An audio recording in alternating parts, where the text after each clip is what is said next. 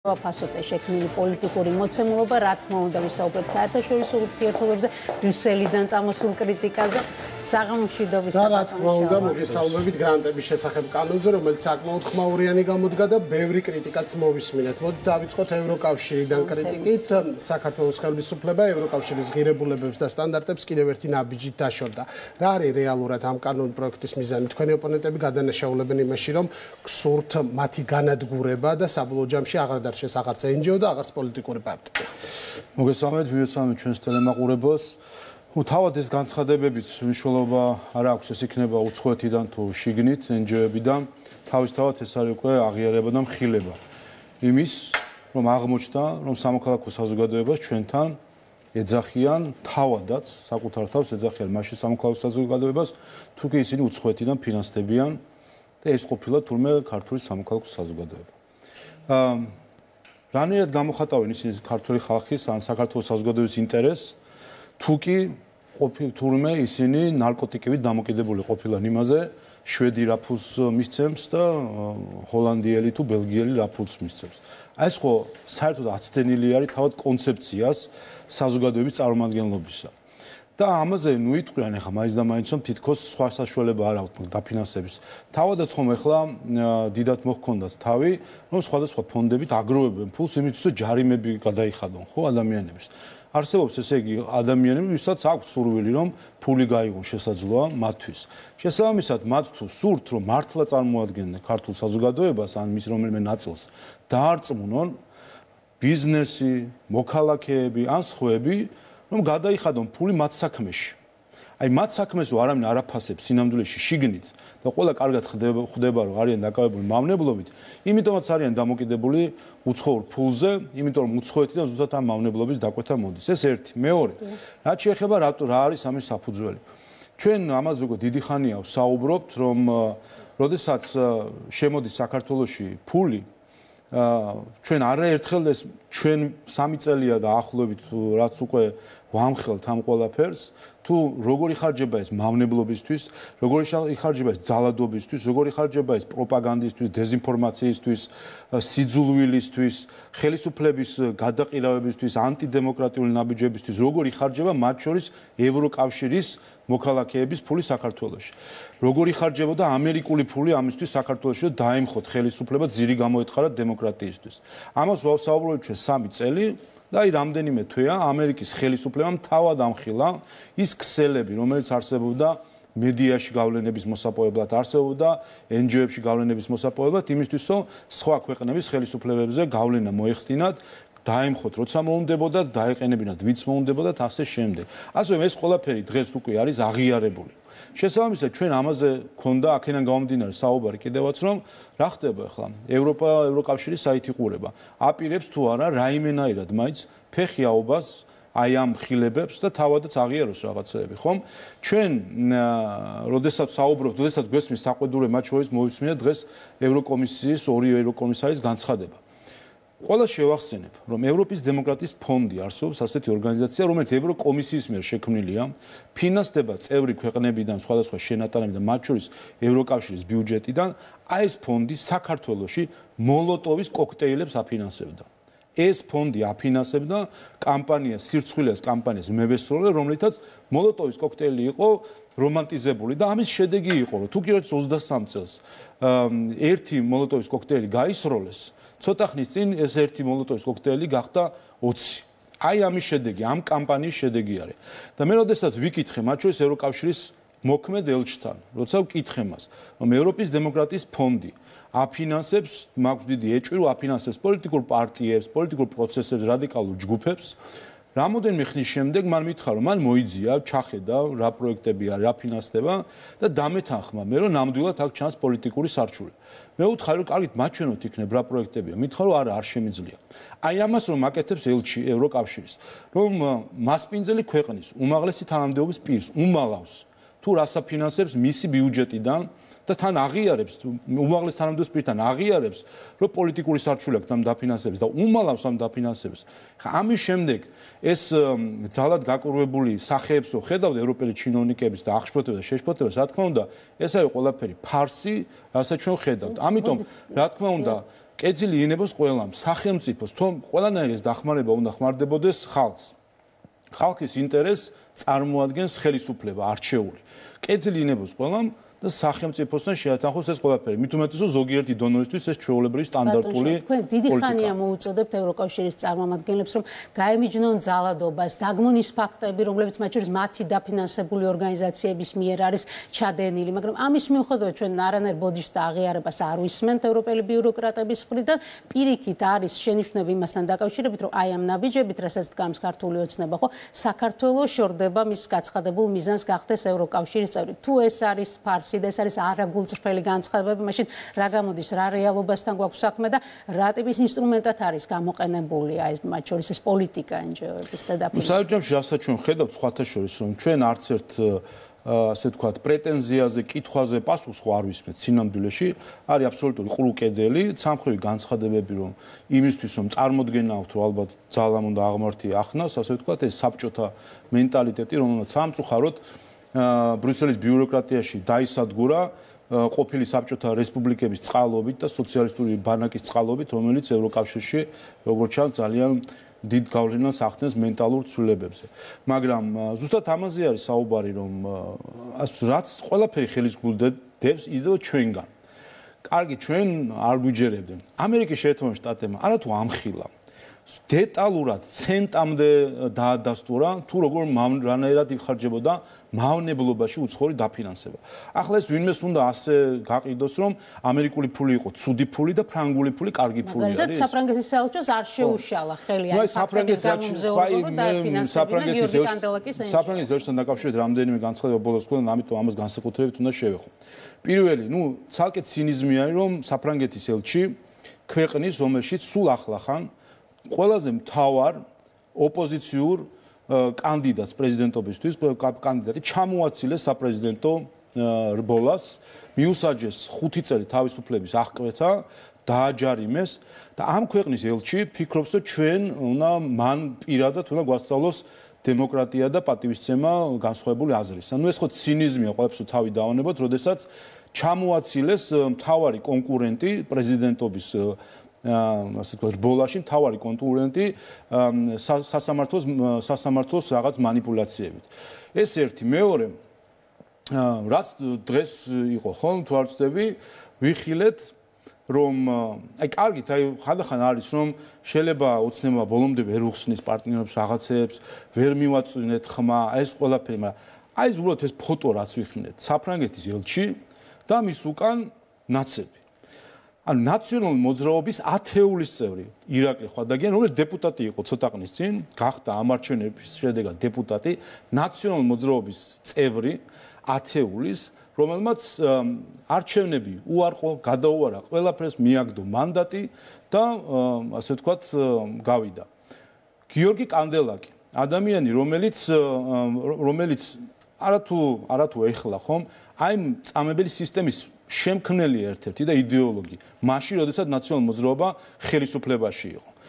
ხვადაგიანსაც შეეხება ადამიანი აი ეხლა ამ საგამოძიებო კომისიაში რაც გვესმის, ან ეხლა 2024 წელს ადამიანი რომ ნაციონალურ მოძრაობაში ჩაეწერება და ოფიციალურად აქამდე თუ ფარული ნაცი იყო, ოფიციალურად ნაცი გახდება, ხო გასაგებია ამ ადამიანის მორალური კომპასი რამდენად დაბალი არის.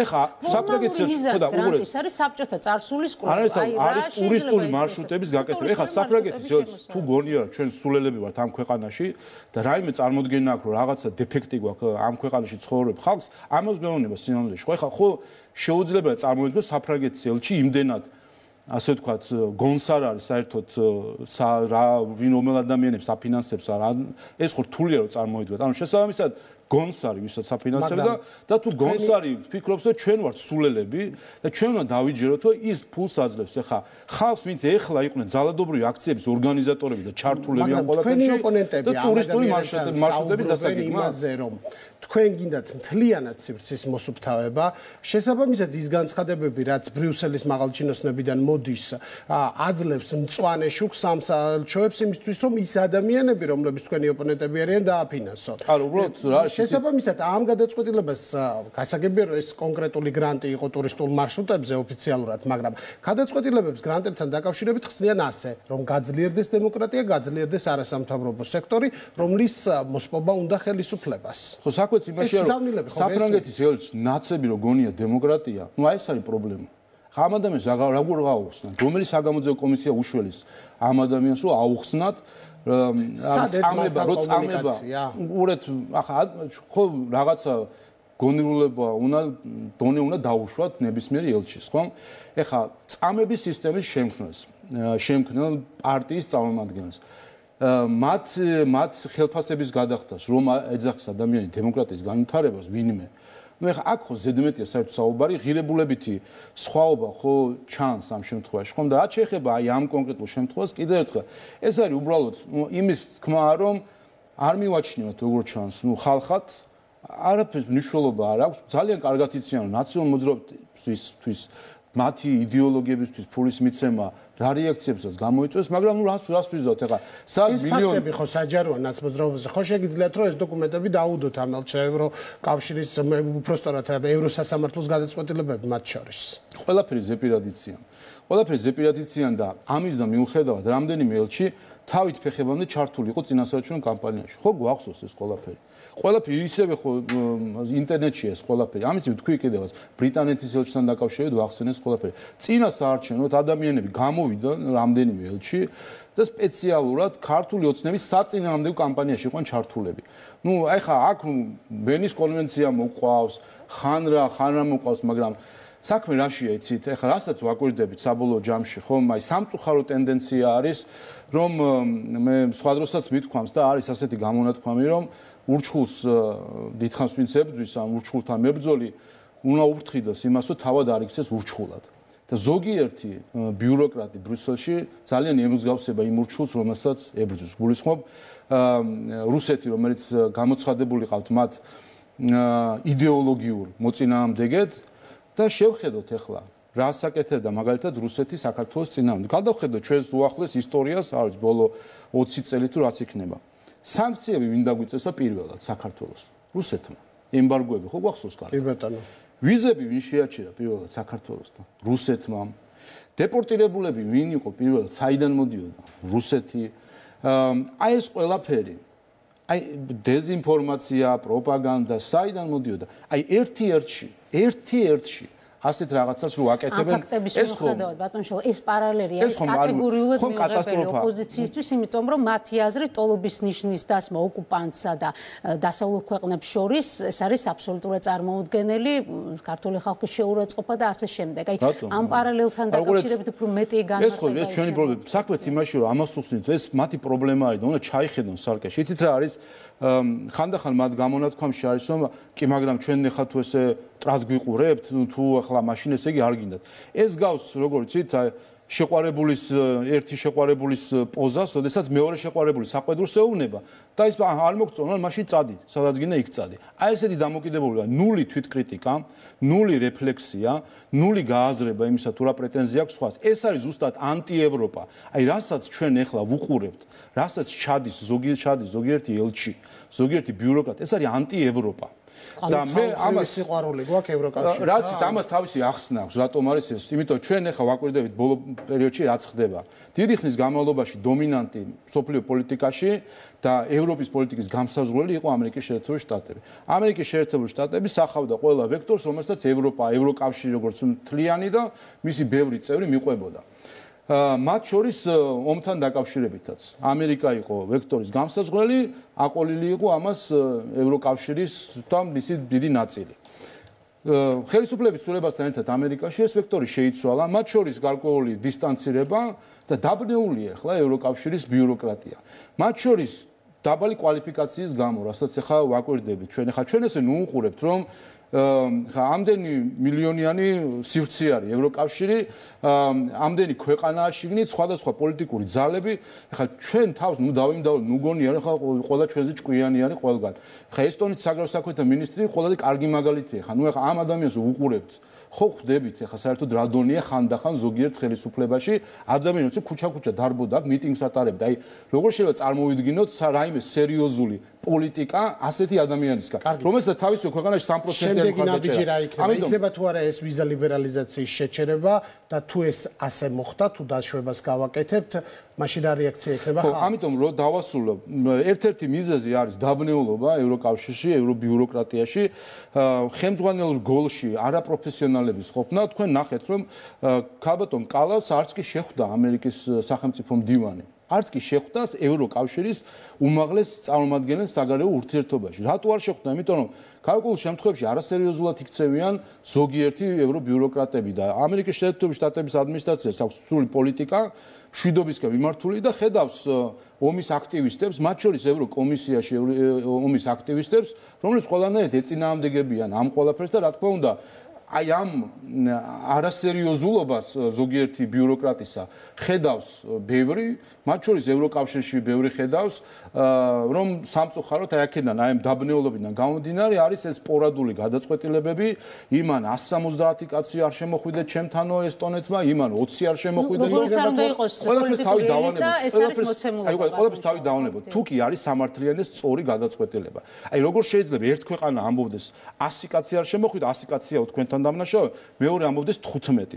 მე ხა ერთმანეთში მაინც შეთანხმდნენ, არა რა კრიტერიუმები თუ ვიზოზე იქნება თუ არა გადაწყვეტილება მიღებული შეჩერების თვალსაზრისით. რაც შეეხება უზო მიოსმის საკითხს, რა თქმა უნდა არანაირი მოლოდინი იმხრივ საქართველოს დაკავშირებით აი ნეგატიური გადაწყვეტილება ექნება არ მაქვს, მაგრამ ეს ძალიან სწორი აქცენტია იმხრივ რომ უყურეთ საით იყურება ევრობიუროკრატია. ეს ეხება 61 ქვეყანას. და თქვენ გონიათ ახლა ეს იმისთვის კი არ არის რომ რაღაცა ინსტრუმენტები ეს არის ინსტრუმენტი პოლიტიკური ზეწოლისა და შანტაჟის. როგორც ჩანს დღეს ბრიუსელის ბიუროკრატიის ნაწილს სურს რომ კონდეს ბერკეტები სხვა ქვეყნების ზე გავლენის მოხდენისა. აი ხალხი რომელიც გველაპარაკება ევროპულ ღირებულებებზე და ეს ღირებულება სიტყვა რომ ძალიან მოსწონთ, აი ესე ცივსისხლიან პრაგმატულად ხალხების ასე თქვათ ზეწოლით ფიქრობს რომ ხელში კონდეს ინსტრუმენტი იმისთვის რომ გავლენა მოახდინოს სხვა ქვეყნების პოლიტიკაზე.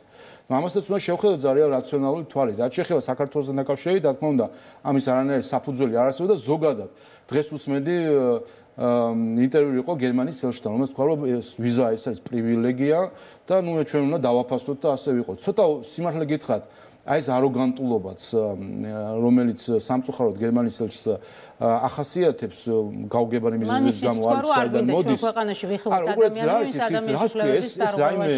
ღვთიური მანანა არის ვიზო მიმოსვლა, ჩვენც ვიზო გვაქვს გერმანელებისთვის და რა?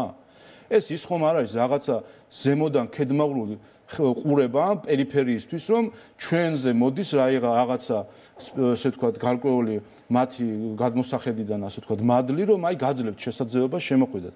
ბოდიში მომითხოვია ყველასთან, მაგრამ ეს უვიზო მიმოსვლა გულისხმობს ქართველი ტურისტის წასვლას გერმანიაში, საფრანგეთში, იქ ფულის დახარჯვას და იქ ეკონომიკაში ფულის შეტანას. დღეს რომ ევროკავშირის ეკონომიკური ზრდა საშუალოდ არის 1% და საქართველოში 10%.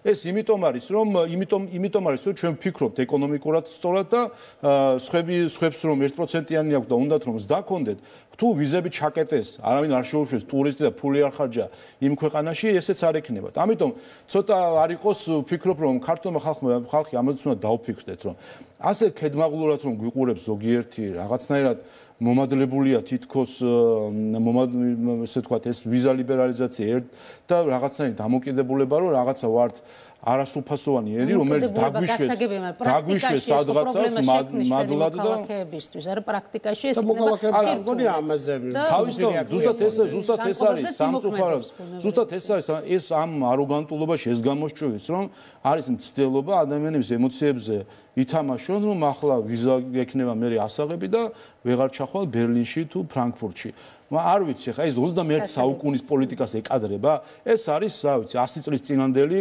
მეთოდები, რომლითაც ცდილობდნენ სხვა ქვეყნებზე გავლენა მოეხდინა. გადავიდეთ ჩვენ შიდა პოლიტიკურ სიტუაციაზე, განსაკუთრებით თვითმმართველობის არჩევნების კონტექსტში, მიუხედავად იმისა, რომ არაერთხელ მოგვისმენია, რომ ესე იგი დირექტივა მოვა უცხოეთიდან და რაც იქნება პრინციპში დავალება ოპოზიცია ისე მოიქცევა, მაგრამ მაინც აი მოლოდინი როგორი არის, ეს არის ახლა საინტერესო პარტიებში აზრთა სხვადასხვაობა, ზოგი ემზადება, მერე ასე თქვა და ამუნათებენ იმას, ვინც ემზადება და ასე შემდეგ.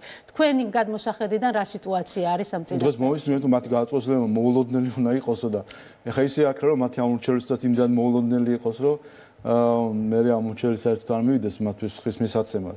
რა გითხრათ? მონაწილეობას მიიღებენ მაინც ასე ჩანს, ხო? მე ანუ აჯობებს რომ არ მიიღოს აი ამათმა.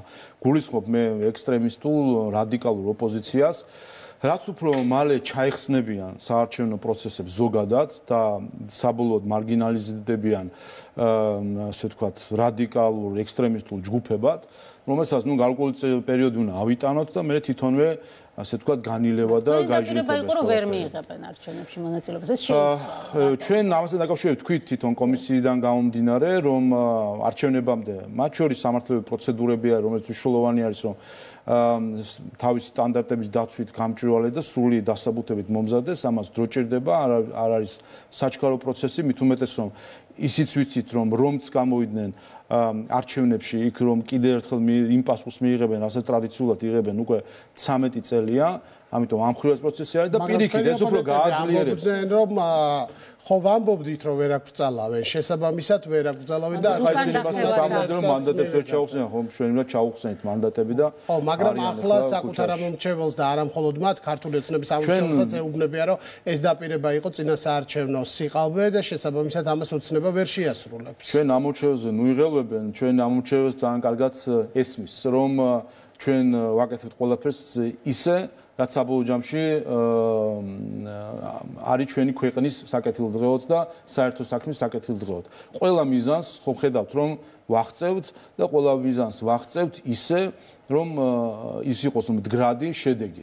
ნაციონალურ მოძრაობის დაშლაზე საუბრობდი, დაშლილები არიან ნაკუწებად, ფაქტობრივად, ხედავთ ახლა ფრაგმენტირებული რო არის და ეს ფრაგმენტირებული ნაკუწებით საბოლოო ჯამში ნამსხვრევების გაილევა. ასე რომ ყველაფერს თავისი დრო აქვს და ყველაფერს თავის დროზე მოევლება. ნაცმოძრაობის ანტიკონსტიტუციურად გამოცხადების საკითხი უნდა დადგეს მათ შემდეგ, რაც კომისია უკვე შეაფასებს ამ რეჟიმის მოღვაწეობას და შემდეგ უკვე მომდევნო წლებს, რაც მათ ოპოზიციაში გაატარეს და ახლა ამ კომისიის მუშაობას უნდა შევეხოთ. უმძიმეს ფაქტებზე არის საუბარი, არ ვიცი, არის ისეთი თემები, რაც იცოდა ჩვენმა საზოგადოებამ, მაგრამ არის ფაქტები, რაც სიახლეც არის და მართლაც სული შემძრელ ისტორიებს ისმენენ ადამიანები ყოველდღიურად. რა მნიშვნელობის არის დღეს ამ ფაქტების გამოტანა საჯაროდ ამ თემაზე მსჯელობა და ვინ არის ადრესატი პირველ რიგში საზოგადოებაში? უბრალოდ ყოველისა თითოეულ ჩვენგანი ვართ ადრესატი, იმიტომ რომ რაც არ უნდა იყოს ადამიანი ზოგადად ცდილობს ნეგატიურის მივიწყებას, მიყუჩებას, დავიწყებას ამ ყველაფრის და რა თქმა უნდა, როდესაც ამისი შემოქმედები კვლავ რჩებიან პოლიტიკურ სივრცეში, მნიშვნელოვანი არის რომ ჩვენ მივიწყებას არ მივცეთ, დავიწყებას არ მივცეთ ის რაც მათ ჩაიდინეს და აკადრეს ჩვენს ქვეყანას, აკადრეს ჩვენ ხალხს. ამიტომ უბრალოდ ყოველისა ეს თითოეული მოქალაქისთვის, ვინც მოესწრო ნაციონალურ მოძრაობის რეპრესიებს და იმ წამების და რეკეტის სისტემას, რომელიც ჩამოყალიბებული იყო და ასევე იმ მოქალაქეების, რომელიც ახალგაზრდებისთვის განსაკუთრებით, რომელსაც დღეს ავიცი გვარამია ჟურნალისტი გონიათ, ადეიშვილი უკრაინელი ჩინოვნიკი გონიათ და ასე შემდეგ გონიათ და ეს ხალხი იყო, ვინც აი ამ ბოროტების სისტემას ქმნიდა მაშინ. ასე რომ ჩვენმა ახალგაზრდებს უნდა ნახონ ვინ არიან ისინი, ვინც დღეს ცდილობენ მედიის საშუალებით რაღაცა მათი ყურადღება მიიპყრონ და ეს არის ასევე უცხოელებისთვის. აი იმ ხალხისთვის, რომელიც აიქაც დავასრულებ, იმ ხალხისთვის, რომელიც დღეს კვლავ ბედავს და ქართულ ხალხს ეუბნება, რომ სააკაშვილი არის დემოკრატიის შუქურა იყო, ჩეხეთის საელჩომ აიხლა თქვა. მიყავს ქვეყანა ჩინეთისკენ, ერთი ვერსიით, მეორე ვერსიით რუსეთისკენ. დღეს განათლების სამინისტროს გადაწყვეტილება ჩინურ ენასთან დაკავშირებით იყო თქვენი ოპონენტების განხილვის საგანი, მეორე მხრივ ისინი საუბრობენ, რომ რუსეთისკენ წაყვანის ერთ-ერთი მთავარი დასტური იქნება, რომ 9 მაისს ჩვენ წითელ მოედანზე პრეზიდენტ ყაველაშვილს ვიხილავთო. რას უპასუხებდით ამ განცხადებების ავტორებს? საქართველოს, ავიცი ხარ, ყველაზე მარტივად რო ვთქვათ და აი ამ სისულელე, ასე ვთქვათ, პროპაგანდასაც ცდილობს ოპოზიცია უკვე წლებია რომ ჩამოაყალიბოს. საქართველოს სინამდვილეში არსად არ მიდის. ჩვენ ვართ იქ, სადაც ბოლო 3000 წელი ვართ როგორც სახელმწიფო, 8000 წელი როგორც ადამიანები კულტურულად, რომელიც კულტურა ასე ვთქვათ, ამ სადაც ვიყავით, იქ ვართ. აი სხვადასხვა იმპერიები, დიდები, საშუალოები მოდიოდნენ, ზოგი ჩვენს გარშემო, ზოგი ჩვენთან ცდილობდა გავლენის მოხდენას, იშლებოდნენ, მიდიოდნენ, იმსხვრეოდნენ. ჩვენ სადაც ვიყავით, იქ ვართ. ჩვენი ამოსავალი არის ეროვნული ინტერესი. აი ეს არის პრობლემა, რომ დღეს სამწუხაროდ, აი ზუსტად ზოგიერთი საელჩოს წყალობით, ზოგიერთი უცხოური ჯგუფების წყალობით, ყავთ თავისი ოპოზიციური სპექტრისგან გამომდინარე ჯგუფი, რომლებმაც ახლახანს აღნიშნეთ, ახლახანს დამოუკიდებლობის აღდგენის აქტის მიღების დღე და გამოცხადების დღე, რომლებმაც ქართველები, ადამიანები, ამ ქვეყნის მოქალაქეები, რომლებიც ფიქრობენ, რომ უნდა მოძებნონ ახალი ბატონი, უნდა მოძებნონ ახალი ხელმძღვანელი, უნდა გახდნენ ახლის მონა, ახლის ვასალი. გარკვეული მინიონები, ანიმაციური ფილმი როა, მინიონები, რომლებიც მუდამ ეძებენ ბატონს. აი ასეთი ჯგუფი არის ადამიანების ოპოზიციის სახით, რომელიც ფიქრობს, რომ არსებობს ცუდი და კარგი ბატონი. ცუდი იყო რუსეთი და კარგი არის, ბრიუსელი. და უნდათ რომ რაც ის იტყვის, უნდა გაიმეორო. ამას ხო გვეუბნებიან, რასაც გვეტყვიან, ცალფეხზე უნდა დავდგეთ, გვითხრა სახალხო დამცველის მოადგილემ, შემდეგ ამერიკის საელჩოს თანამშრომელმა, ეხლა საქართველოს სამოქალაქო საზოგადოების წარმომადგენელმა. ერთმა ადამიანმა მოასწრო, რომ სახელმწიფო ინსტიტუტის წარმომადგენელიც იყო, უცხო ქვეყნის სახელმწიფო ინსტიტუტში მუშაობდა საელჩოში და ეხლა გვეუბნება, რომ ქართველი ხალხის წარმომადგენელია. მან გვითხრა და დარჩა ის ისტორიაში, ამ ქვეყნის ისტორიაში დარჩება ადამიანი, რომელიც იტყვის, ცალფეხზე უნდა დადგენ, თუკი ბრიუსელი ამას გეტყვის. აი ამ ადამიანისთვის და ასეთი მენტალიტეტის მქონე ადამიანებისთვის, რა თქმა უნდა, არის ძებნა ყოველთვის ახალი ბატონის. აი ეს არის ნამდვილი მონობა სინამდვილეში, რასაც დღეს ვხედავთ თითქოს პროგრესულობის დროშის ქვეშ დროშაში გახხოვს. ამიტომ ერთ რამე ვეტყვი ყველას, რომ საქართველოს ეროვნული ინტერესები, ეს არის ამოსავალი წერტილი ჩვენთვის და ამ ეროვნულ ინტერესებს მივყვებით. ვერ გადაგახვენებს აქედან ვერც მოსკოვი, ვერც ბრიუსელი, ვერც პარიზი და არ ვიცი კიდე რომელიღაც სხვა დედაქალაქი. დიდი მადლობა ინტერვიუსთვის. პარლამენტის თავმჯდომარე შალვა პაპუაშვილი იყო ჩვენი სტუმარი.